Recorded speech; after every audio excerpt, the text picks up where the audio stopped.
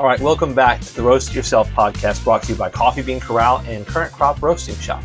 My name is Stephen Burnett with Coffee Bean Corral in Jackson, Mississippi, and normally we have Catherine Mansell, Certified Q Grader and Director of Current Crop Roasting Shop in New Orleans, Louisiana with us. But today we have something a little different and a little special. We recently had the NOLA Coffee Festival in New Orleans, and I was asked to give a breakout session on the essentials of home coffee roasting, So we recorded that, we included my slideshow, and that's going to be the episode. Even though it was going to be a little bit late, we decided that'd be a great episode to release to the podcast. So it's a little bit longer, and there is a slideshow element, so you don't have to have the slideshow if you have a good imagination, but you can find that on YouTube. But anyway, we'll get right into it. I hope you enjoy. Welcome, everybody, to Home Coffee Roasting Essentials.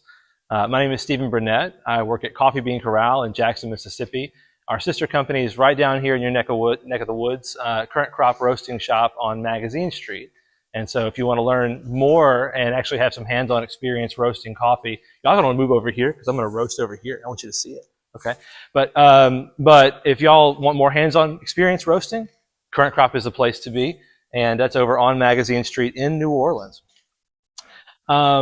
Who's ever roasted coffee before? Anybody roasted coffee before? Okay, some experienced people. Awesome. Who's like, didn't know you could roast coffee, thought it came out of the ground roasted already? Okay, good. We're off to a great start. You'd be surprised how many people are shocked that this can even be done, and more shocked that it can even be done at home, right?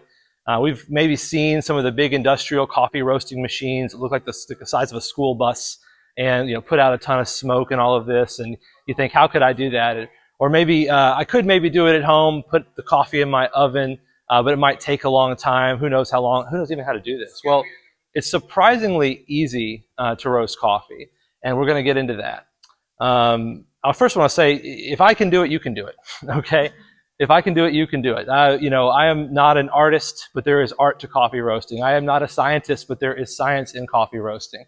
It's like baking. The best parts of baking involve like following the recipe and being very, very precise. And the best parts of like cooking, involve kind of going with the flow and seeing what happens and trying something new and experimentation, right? And if I can do it, you can do it. Actually, the first time I roasted coffee out of pure necessity. I just got a very nice, like ridiculous espresso machine, like one I could run a small cart from just for me, just for my home. I share with my wife too. I make her coffee also. But I got this espresso machine, and I had made the case that if I get a really nice espresso machine, like a nice grinder, nice setup, I won't have to go to coffee shops anymore. I won't have to do it. We'll save so much money over the long run, not going to coffee shops all the time, not buying really good coffee.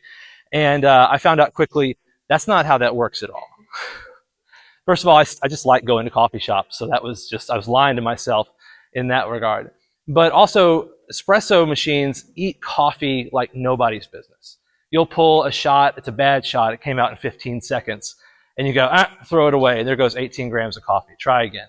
You do that 2 or 3 times, and very quickly, your 12-ounce bag of very nice specialty roasted coffee that you shopped for and picked and waited for in the mail is just gone. It's gone. And I've thought, okay, I've got to do something. I'm going to fire this up in a minute. I've got to do something in order to be able to make this cost-effective, this espresso machine, and not sacrifice quality, fresh coffee that I've been paying for other people to roast for me. And so I got my little home roasting machine, not this one, another one. Didn't watch any videos, read nothing, instruction manual out the window, and I just threw the beans in there, fired it up, and roasted. And I was shocked how quick the roast went. And now I laugh at myself because it was way too quick. I think 4 minutes in, and they were the color I was looking for.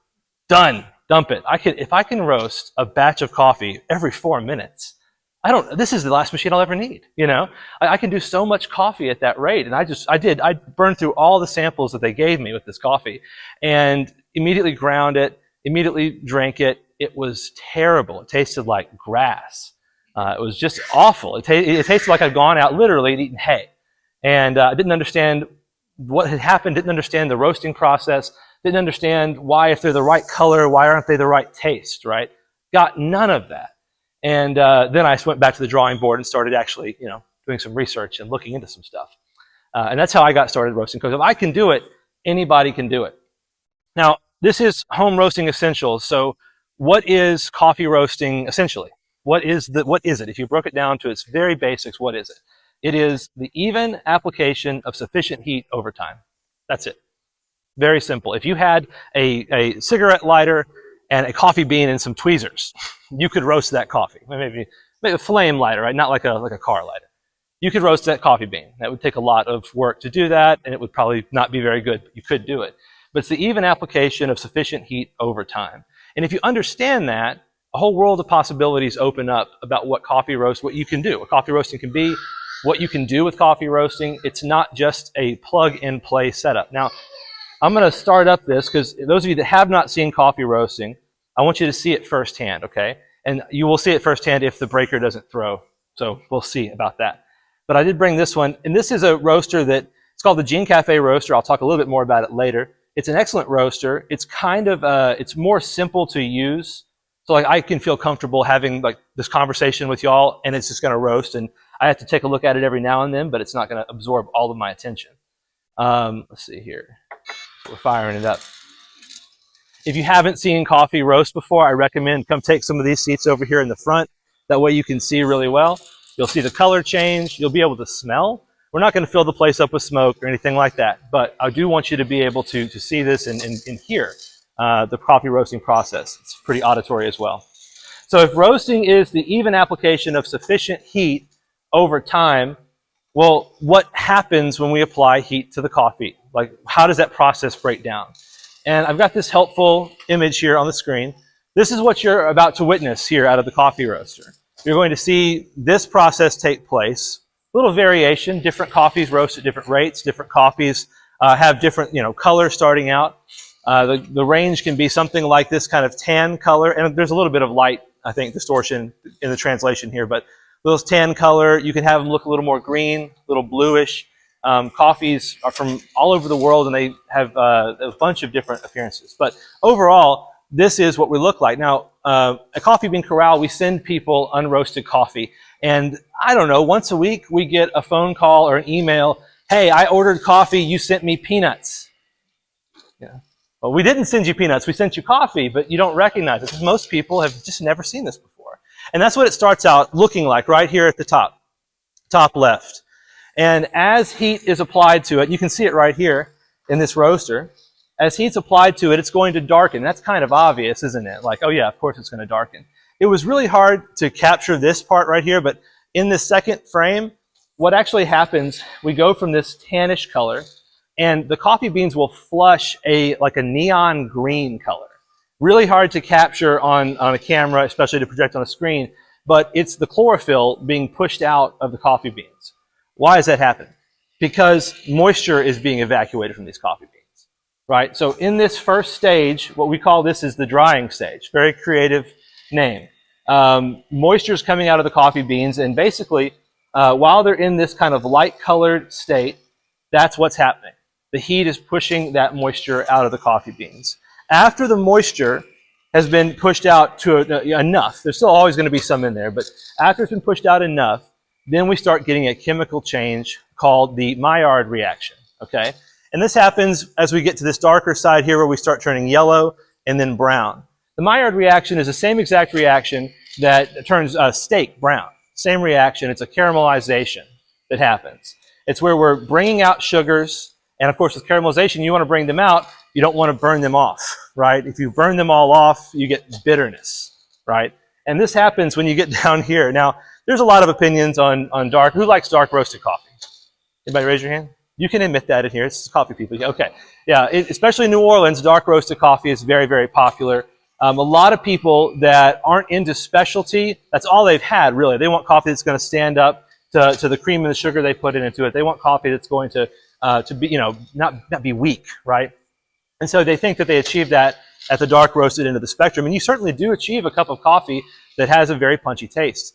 But once you get into coffee roasting, and those of you that are into specialty coffee, you know there's a lot of other flavors that get kind of washed out in that dark roast process that you miss out on that are native to the coffee, that are developed earlier, and that are kind of overshadowed by the roasty flavors later on down the road.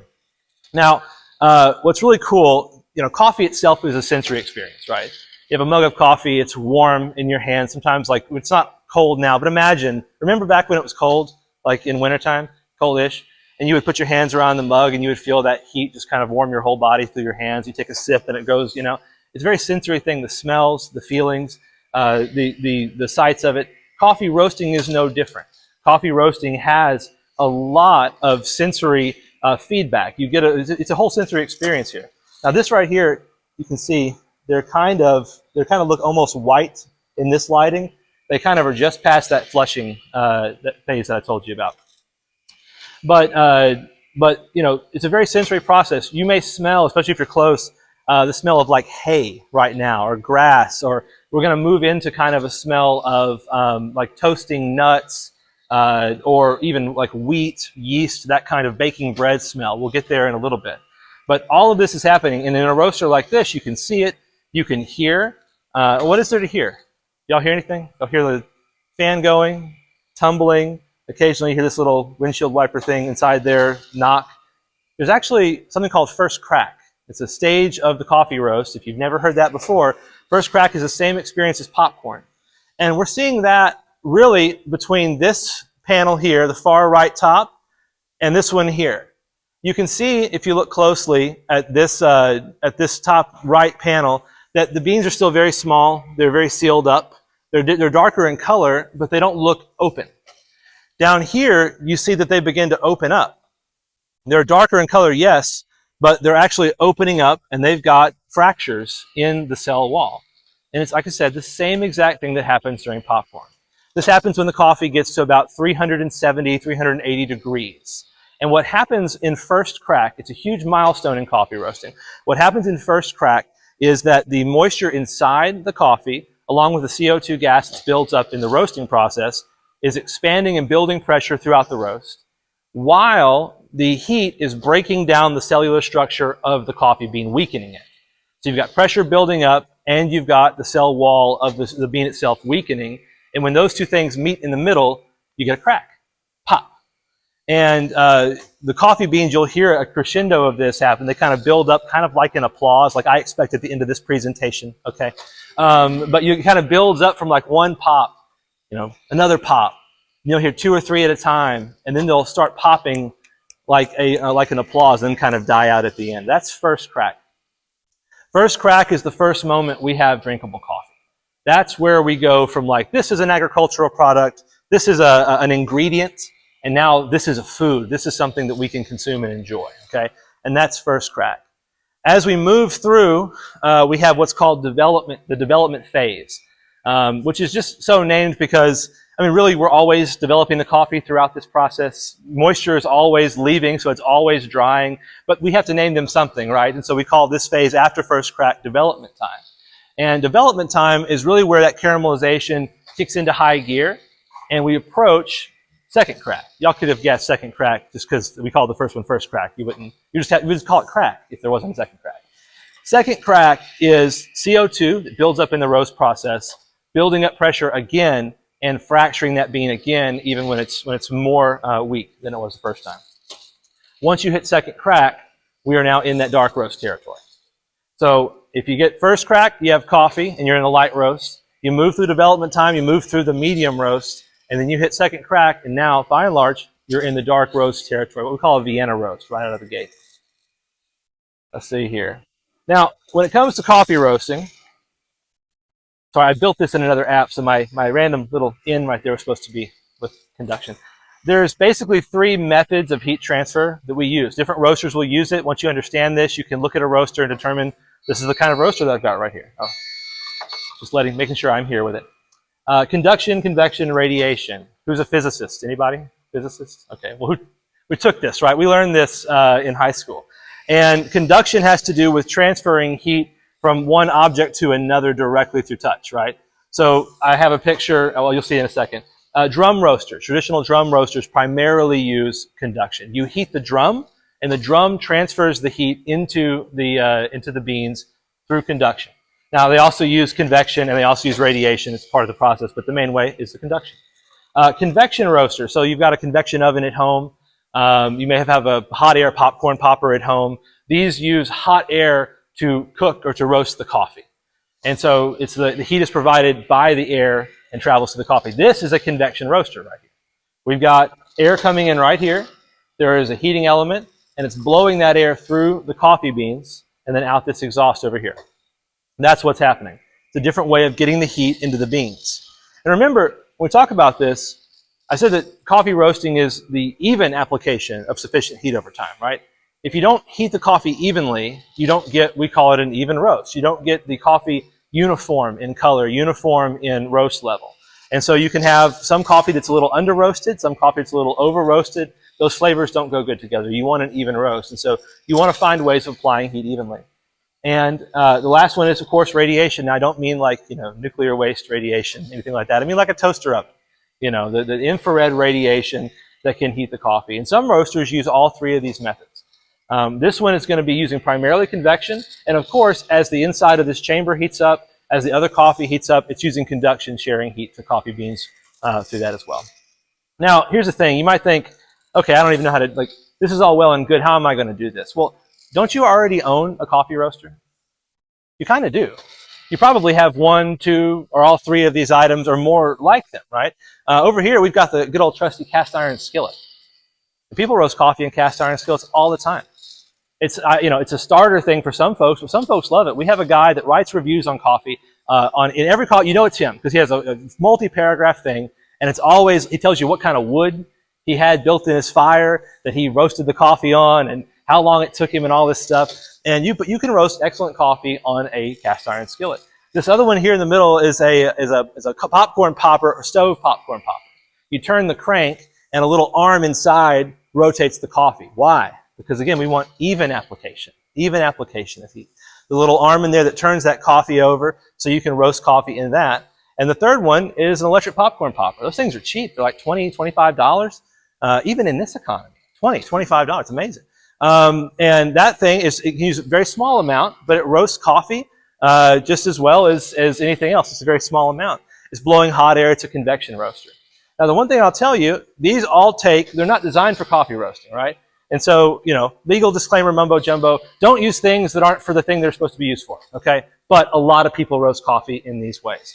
I roasted coffee in a cast iron skillet after I'd been roasting for a while to see if I could do it. I saw that guy's comments a lot, and I wanted to try it out.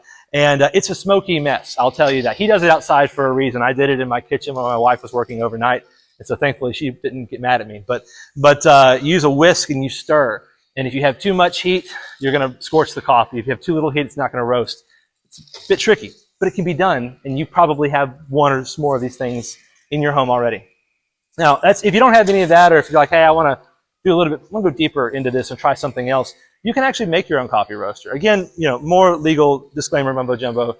Don't catch your house on fire and all that stuff. But this is a heat gun, fancy blow dryer.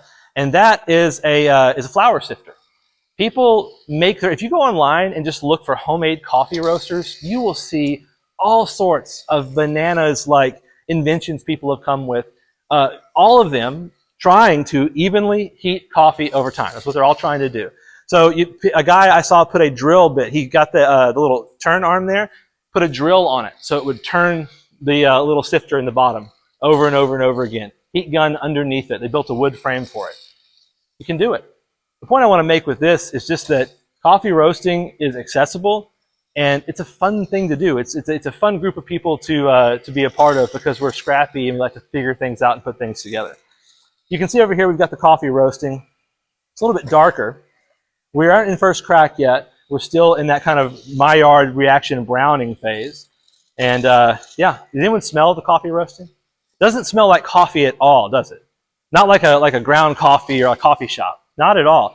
We're getting a bunch of different aromas out of the coffee, and this is kind of in that kind of baking bread kind of range of smells. There are people that could literally smell that and tell you what color the coffee was. Like they could tell you what stage it's in. Okay, so you could make your own coffee roasters. There are people that use huge 50-gallon drums. People that use anyone got a grill with a rotisserie basket? You can use that to roast coffee. There's a lot of ways to do it. Now, they also make dedicated roasting machines. Like this one right here. You see this one right there. This is the black version. They have a red version. But these are dedicated roasting machines, and these are kind of considered entry level. I mean, they're all very capable and they all do a great job and they last for years, but they're considered entry level because of the price point. There we go. Making sure I'm. Oh, it's got a minute left. I'm going to add a little time to it. It's not where I want it to be. Let's see here. Where was I? Yeah, fresh roasts. Fresh roasts are 215, I think, to 200 to 315, something like that. They're a little convection roaster. Hot air in the base. You can control the heat, and you can control the fan speed. So you actually can roast coffee and what's called profiling it, or build a recipe for roasting. If you want to see one of those guys in action, the Current Crop booth has one, and you can go to that booth over there in the main area in Expo Hall and see coffee roasting in this thing. But it's the most affordable one. That's an electric one. The middle one, we've got a Beamor. It looks kind of like a toaster oven. And it's really the same principle. It's a rotisserie basket, and it uses infrared heating elements on the back. You can program it out and do that. Or you can just run it on, I run high heat as fast as possible on that one because it's a long roast. So it does a full pound at a time, though. And then our Gene Cafe right here will do about half a pound, 300 grams. These range in price. Like I said, that one's like $200 to $300. The middle one, the Beamor, is about $500. And the Gene Cafe is $690. And so, like I said, maybe the building one yourself is a little more attractive, but these are designed for this, and they'll last you a long time. And then we've got, if you're just a nerd, you're a nerd and you're on the high end of things, and you're like, I want to cut right to the chase. I want to hook it up to my computer. I want to see the graphs and the charts. I want numbers, man. These both will give you that. Now, this is the Hot Top Roaster 2K Plus. That one will hook up to your computer. Let's see here. Oh, this is actually kind of fun. So I set this for plenty of time, and we're not in first crack yet. So we're not getting as much voltage to the unit as I expect to get in our dedicated outlet at the shop. Oh, first crack is starting. Can y'all hear this? It'll build up. It'll build up. But anyway, voltage is important with that. But yeah, the Hot Top 2K Plus can be hooked up to your computer. You can run Artisan, which is a free software. You can program a roast. You can see the coffee roasting in that front window right there. And you can roast, over and over again in this thing. It's an excellent, well-built roaster. The other one is a Kaleido M10. Now, there are other roasting machines out there. These are just ones that we carry that I have a lot of experience with. And the Kaleido M10 is a 1.2 kilo roaster, so 2.6-ish pounds of coffee in one roast. That one right there, literally, you can load it up. It looks kind of like the Batmobile, I think. It's kind of cool. But what do you guys notice about these two that they're different from the other ones? I'll back up and see. So these are obviously home units, but what's the main difference, do you think? What do you see on these that you don't have on the other ones? Sorry? Yeah. Oh, yeah. Good job, Greg. The cooling tray. The cooling tray. See, all of these units, this one included, they'll roast coffee and they'll cool it in the same chamber that they roasted in. And this is just, well, it's an economics thing. It's cheaper to do it that way. Oh man, there we go. That's awesome. I'm going to go ahead just so I don't build up a lot of smoke. We're through first crack. I'm going to let it cool. It's in cool down mode. The heating element's turned off. It's just blowing air through. But it takes longer to cool when you're cooling it in the same unit that you were just roasting it. Everything is still very hot, right? So if you want to cool it faster, you can cool it in an external cooler like these. And now this is a little anecdote. I made one of my own. And it was great. I used a shop vac, and I used a piece of Tupperware, a little Tupperware bowl, and a stainless steel colander. And so I would dump the coffee out of my roaster at home, and it was in the colander, and I would turn on the shop vac, which was piped into the side of the colander. It would just suck air through. Same principle. It worked beautifully until I did a dark roast one day, like way dark. It got way out of hand. I dumped it in there. I didn't think about the fact that this coffee is way hotter than coffee that I normally dump in here.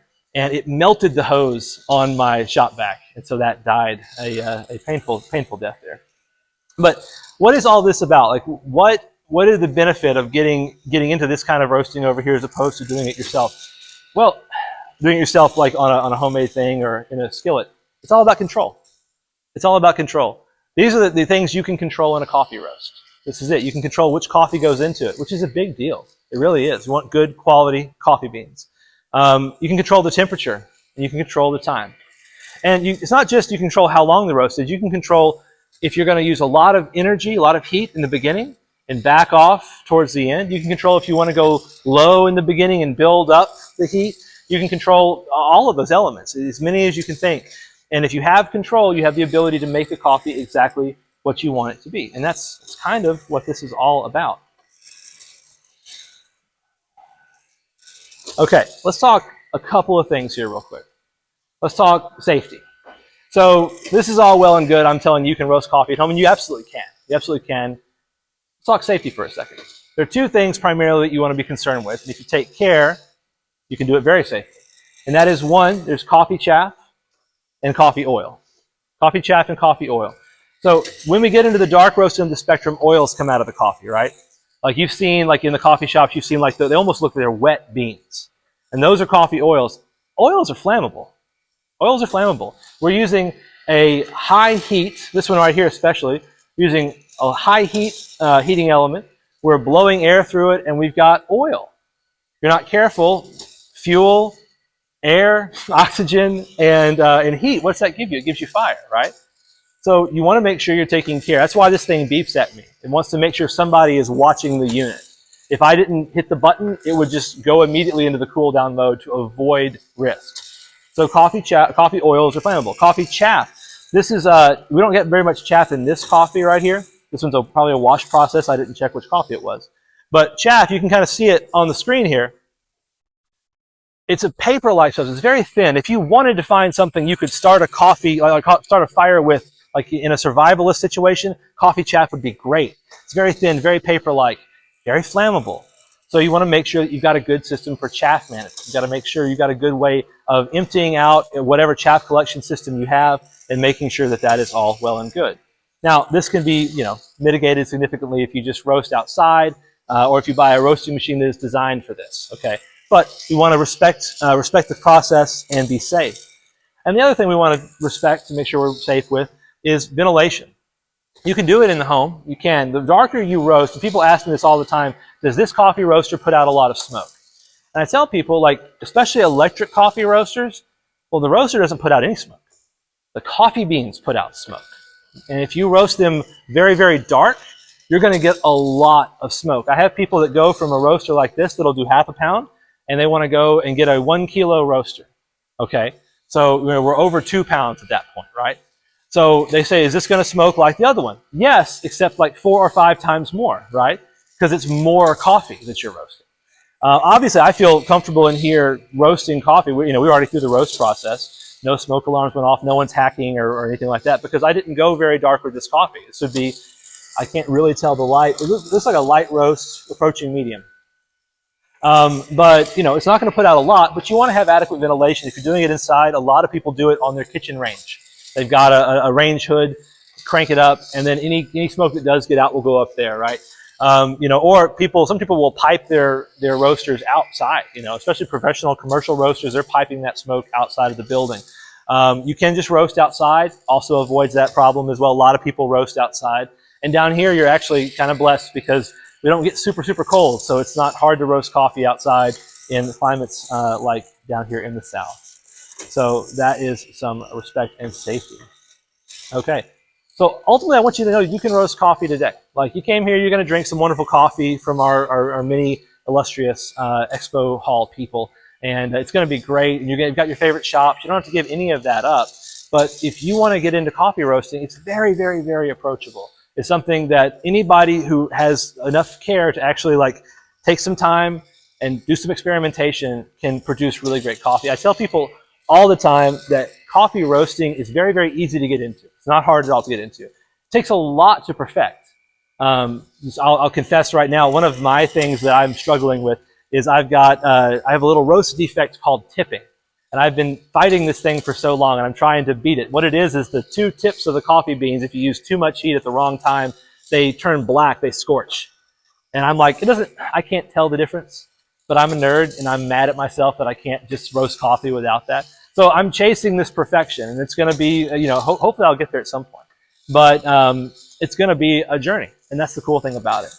Ultimately, people get into coffee roasting for a lot of different reasons. They get into it because, like I did, I like really good coffee and I want to save money. Cool, that's a great reason to get into coffee roasting. Some people get into it like, well, I've got the espresso machine, and I've got, I got my grinder, and I got my pour over set. And what's the next coffee thing? I want to do another coffee thing. What's the next thing? And once you start roasting coffee, there's only one other thing you can do after that. That's literally go buy, land around the equator and grow it yourself. Like, that's the extent of it. There's nowhere else to go with coffee beyond coffee roasting unless you're going to literally farm it. By the way, we actually do have some coffee plants that you can get. It's so fun. Little actual coffee plants that are at the Current Crop booth in the expo hall. And you can buy one, you can pot it. It takes them 5 years in perfect conditions to put out the fruit. Okay, so don't be like, I'm going to have some coffee next week. No. But it's super cool if you're interested in coffee to like see where this coffee that you enjoy comes from. So you can pick those up at the Current Crop booth.